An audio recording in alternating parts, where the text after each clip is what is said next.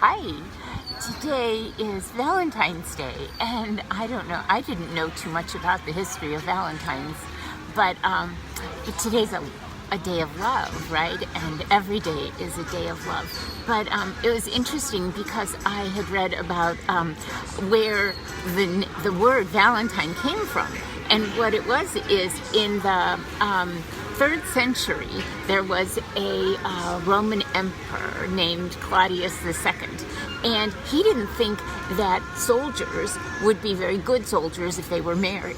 And so what he decided to do was he forbade soldiers from getting married. And there was a priest, and this priest was secretly marrying the soldiers. And what happened was then the emperor found out about it, and he decided to have the priest jailed. And so this poor priest, and his name was Valentine, and he was jailed, and he fell in love with the daughter of the jailer. And unfortunately, he was sentenced to death, and he was to be killed on February 14th. And on that day, he wrote a letter to his lover, and he said, "From your Valentine," because his name was Valentine. And so that's where the whole Valentine thing came from. And so that's why we write love letters and buy candy and flowers and all that other kind of stuff. Anyway, I'm in a beautiful place where there are lots of couples, and there are lines in front of all the restaurants, and anyway, so it's just kind of fun. But I wish you all a beautiful day, and with much connection and appreciation for one another, and respect, and for all in your life, whether it's romantic, whether it's for the, maybe you're going to shower your lover with caresses and a massage and touches and kisses and passionate embraces and all that wonderful stuff, or it's just being kind and being loving to someone that isn't a romantic partner. We can look in the eyes of a child and see love. We can look in the eyes of a dog. I love dogs. And they love us. And so we can see it in their eyes. And in the eyes of our children, in the eyes of our parents, in the eyes of strangers. And so the most important eyes that we can look at are our own. When we look in the reflection in a mirror and we see our reflection and we look into our own eyes, and that's where we really see the love, because we see the self-love. We love ourselves, because it's only when we are whole and complete and we love ourselves that we can really then expand and love another human being, or love another anything, right? We can love a flower, we can love a plant, we can love a bird, we can love anything, because we're connecting with that energy. We're just thinking with our heart instead of our mind. We're thinking with our soul, because our soul is our heart. And so I'll tell you a secret.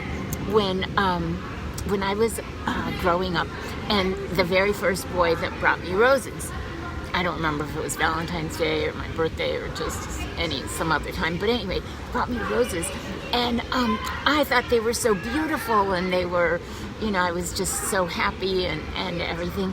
But then, as one day went to the next day and stuff, and then they were going to die, and they were starting to wilt and shrivel up and dry up and everything, and I thought, oh, and so it was like their essence was being taken, and so from that day on, I decided that and my mother was like that too.